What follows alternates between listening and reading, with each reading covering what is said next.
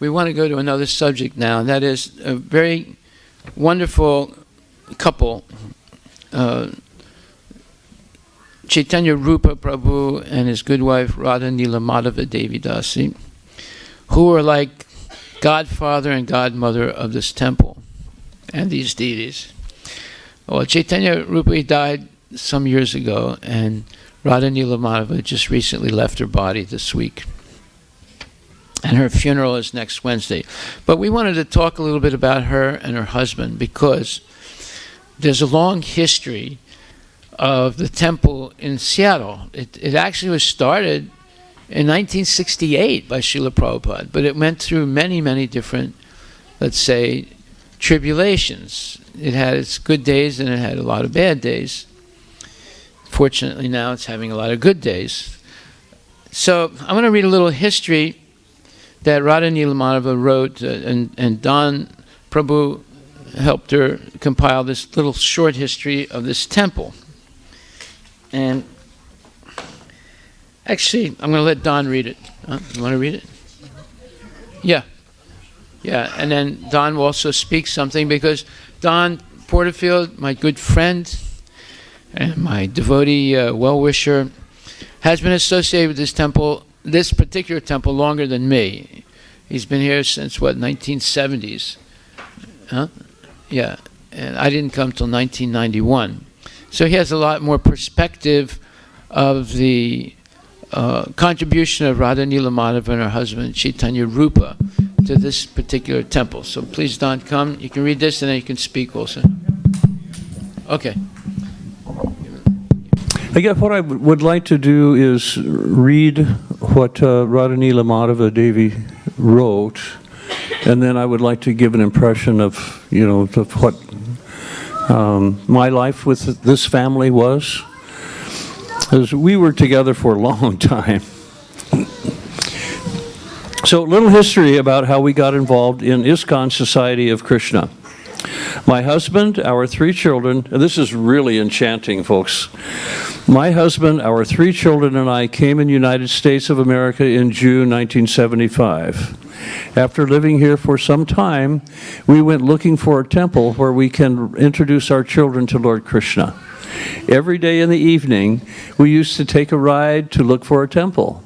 We were busy taking care of our children with the little money that we had, but our goal was to find the temple.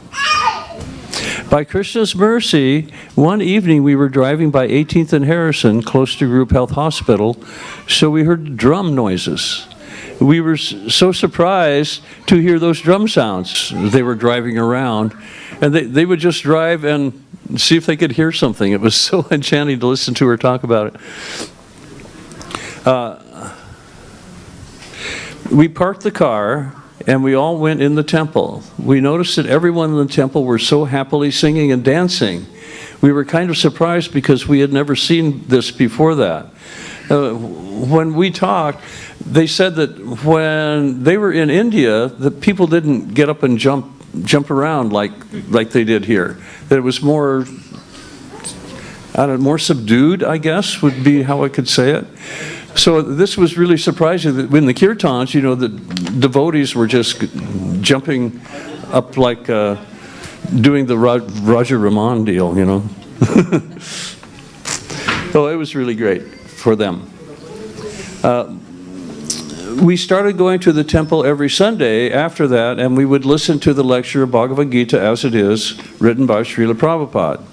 The more we used to go there, the more we got interested in it. The kids also started to look forward to getting involved and felt joy going in the temple. Initially, we were not really involved in much activities. We did not do much in the temple. After some time, the temple moved to 23rd and Pine. Actually, 32nd and Pine. This was a big, nice church, and we were happy. For one thing, it had 5 bathrooms instead of 1, which was really nice. Here we started the Vedic classes and selling the groceries. My husband was doing the Artik by order of Srila Gopal Krishna Goswami. He gave my husband initiation in 1985 and gave spiritual name Chaitanya Rupa Das. By now, every Sunday, our family of 5, along with the Kapadia family, who is Braja Hari and Harsha. Now Braja Hari Prabhu. We're doing a lot of service. In 1988 and 89, the temple was struggling financially very badly, and Maharaj Gopal Krishna Goswami came here to try to solve the problem. In those days, there were only two Maharajas used to visit Seattle. His Holiness Gopal Krishna Goswami and His Holiness Navayogendra Maharaj. The financial problems became worse, and the temple on Pine Street had to be sold. A small piece of land was purchased in Issaquah, but since the temple was struggling financially so much, there were talks of sending our deities to Alachua, Florida. Then Maharajas came up with an idea. He asked my husband if he would take the deities and move them to in his house. My husband immediately said yes. We ourselves did not have a big enough house on 52nd Avenue, Rainier Valley, but we were happy to do whatever we could in service to Radha Nila Madhava. We had fixed our detached garage and converted to a makeshift temple. We got so much mercy of the Lord, we would come home from work and immediately attend to the deities, do arti, etc. Devotees would come and go in this house. The deities were here for about 9 months. We had Ram Navami, Diwali, Navaratra, Holi, Gaur Purnim, Rath Yatra, Sri Krishna Janam Astami. Manu and my husband did a lot of work. Manu went to the entire neighborhood, houses explaining to them, this is their son, explain to them why this temple will get noisy. After 9 months, Sri Radha Nila Madhava moved to the new temple in Issaquah. The temple in Issaquah was also a small house with 3 bedrooms. The financial struggle here also, and many a times there were difficulties to provide feasts. Many of us devotees used to help out with the feast.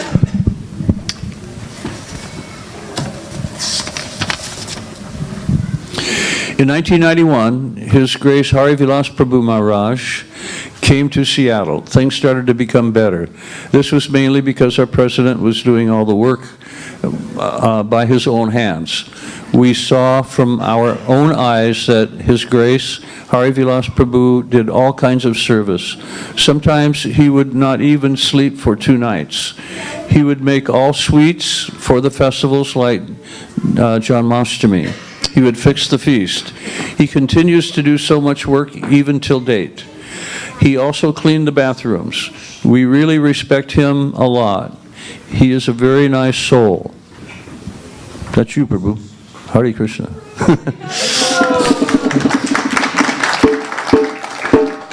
He had one day announced that if anybody lost their job, they should not worry. They can come to the temple and have lunch prasadam and dinner prasadam. He has a very good heart and is very polite. If anyone has a problem, he would try to solve it. Slowly and slowly, this temple started to grow. Now in this big temple, we have at least 400 people for the feast every week. Radha Nila Madhava Devi Dasi.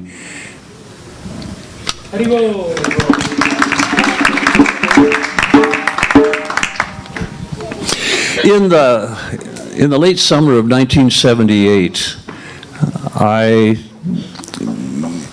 became involved, let's just say that, with this temple. Udamanu was the temple president at that time and was a wonderful guy. Not long after I started coming, I went up into the office and I saw this nice family, and it was the Bardwaj family. Chandra, Raksa, Manu, Viba, and Sepan. Sepan was a little baby by that time, at that time. The thing that struck me most about these people was that they were so humble and so filled with love inside them. It was really an amazing thing to see. She was surrendered to her husband. She followed him, and whatever direction he had for the family, she was right there with him. You know, there's some people, men in a family, if they want to take initiation, sometimes wives are not so happy about that because they realize that there's a big step being taken there, and there could be enviousness that happen. And she was not that way at all. She's fully supported him. When I think Gopal Krishna Goswami, and he talked, and they decided that he should become initiated.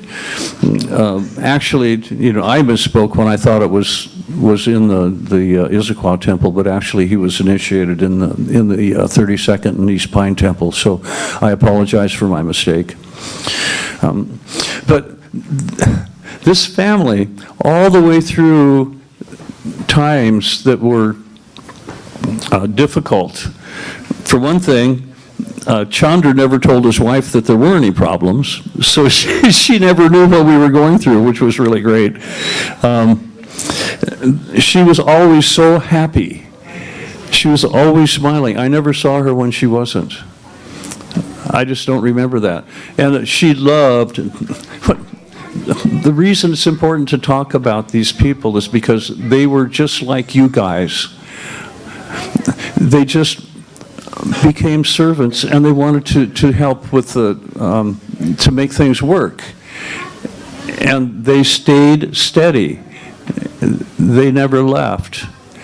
You know, there's people that have come and gone, way before, you know, they were here, but they never left. Once they came, that steadiness was always there, and it's something for us all to learn from. And Chandra was always, before he became initiated, always telling everybody that everything was fine. And she loved to work in the kitchen. We had Kuntamati, as a devotee that's been in Seattle for many, many years, along with Srimati, who is here tonight. God bless you. She knows her also. But anyway, the joy that she got out of going in the kitchen and helping Petraka and Kantimati with the Sunday feast was something that she really enjoyed a lot. You know, and it's something that passes on to everyone here. You know, if you want to help, you're welcome to do it. And they were just shining examples of very nice, humble people who wanted to do service for the Supreme Personality of Godhead. They were just great friends. Wonderful to have. We still have their kids, or at least two of them. So anyway, I just want to say God bless her. The association that I had the privilege to have with both of these people is something that I'll always remember. And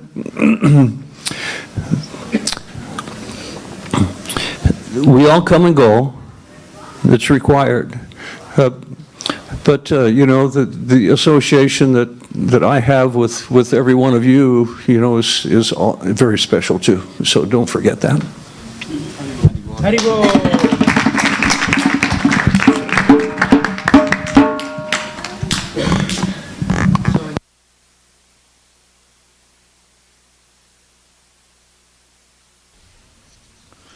Hare Krishna. In the Ishopanishad, 17th mantra, it says, Vayuranilam amritam atedam basmantam sariram om kratos smaras britam kratos smaras britam kratos smara kritam smara. So it says, let this temporary body be burnt to ashes, and let the air of life be merged into the totality of the air.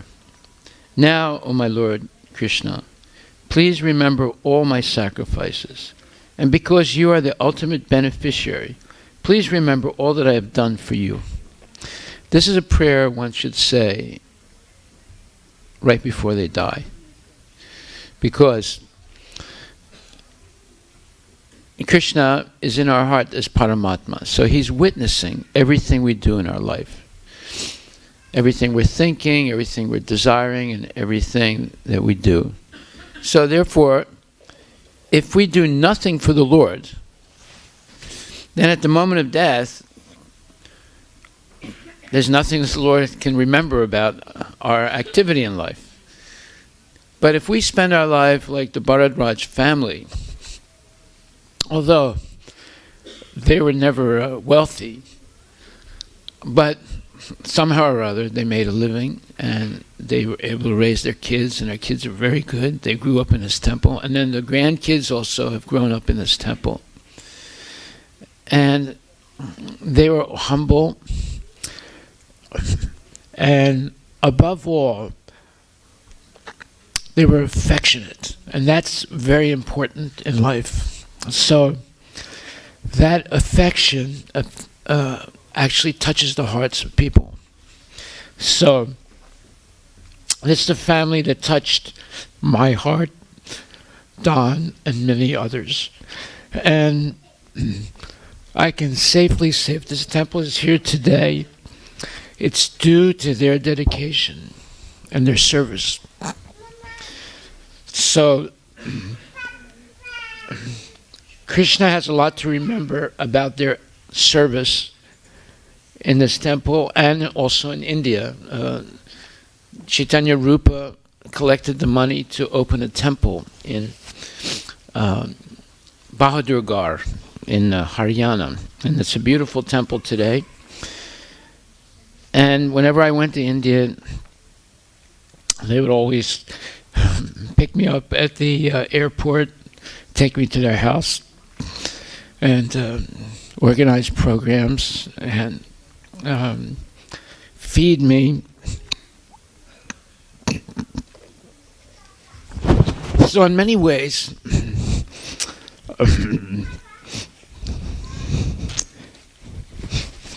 they accepted me into their family. And they taught me how wonderful the culture of India is. The real culture is not what you see in the Bollywood movies, but is what you see in the behavior and loving exchanges and kindness and gentleness and respect that's inherent in the Vedic culture. So these two souls were a prime example, or let's say the zenith of goodness that one can attain by chanting Hare Krishna and sharing prasadam and sharing their love. So this picture you see of Radha Nila Madhava, that's who she is. She was always cheerful. You would think that she never had any difficulty in her life, although she did. And she was kind. And her husband also in the same way was always kind and gentle and Krishna conscious. So we can learn from them. And this prayer is very important because it says, in this mantra, the living entity prays to enter the spiritual kingdom of God after relinquishing his or her material body and material air. The devotee prays to the Lord to remember his activities and sacrifices he has performed before his material body is turned to ashes. He makes this prayer at the time of death, with full consciousness of his past deeds and of the ultimate goal. One who is completely under the rule of material nature remembers the heinous activities or horrible activities he or she performed during the existence of his material body.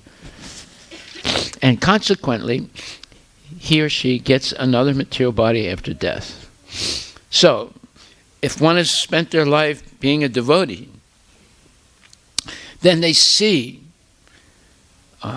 in a panoramic way, in a few seconds before their death, all the service that they did, and all the ecstatic dancing and feasting and festivals and classes and kindness and service that they've done. And that appears like it gives a window into the spiritual world. So devotional service, whether it's here or in the spiritual world, it's the same. And if one has many years of devotional service, all that goodness appears in their mind at the moment of death. But if they've engaged in a lot of, bad behavior, that's what they see at the moment of death, and they're forced to take birth again. So therefore it says, Yam yam vapi smaram bhavam tiyajat ante kalevaram tam tam niyamam tam tam vivaiti konteya sadatad bhava bhavitaha. Whatever state of being one remembers when he or she quits the body, O Arjuna, that state he or she attains without fail. Thus, the mind carries the living entity's propensities into the next life. So, this past week, we went to see Radha Nila Madhava. A large group of devotees, and we went to see her. She was you could tell she was in her last moments, and we chanted for about 2 hours. And I recited the entire 7th chapter Bhagavad Gita, which is very auspicious. In the end of the 7th chapter, it says that one can remember the Lord even at the moment of death. And the Lord appears in the mind of the devotee, or appears before the eyes of the devotee at the moment of death. And they die in a very serene and, let's say, very contented way, because the Lord has come to take them back to Godhead. So that should be our aspiration in this life, that we can lead a very good life, full of love, full of devotion, full of service, full of significant exchanges with other people, based on giving and receiving prasadam, giving and receiving information about Krishna, giving and receiving gifts, and in that way be surrounded by a loving community of devotees and not feel at all intimidated by the difficulties in the material world. And at the moment of death, that's what we think about. And we're grateful that there is such a temple, and there is such opportunity to serve the deities, and serve the devotees, and serve the public. This is a great, great benediction in a person's life, if they understand. And the Bharat family, Radha Nila Madhava and Chaitanya Rupa, understood this. Therefore, they took full advantage of it. And it enriched their life. They were looking for a temple, driving around indiscriminately in Seattle, looking for a temple, with the windows rolled down, and they found it, and they never let go of it, no matter how difficult things were. So we can learn this lesson from them. We should be looking for the temple. And when we find it, that's the greatest treasure in our life. The temple is what you can call the fountain of youth.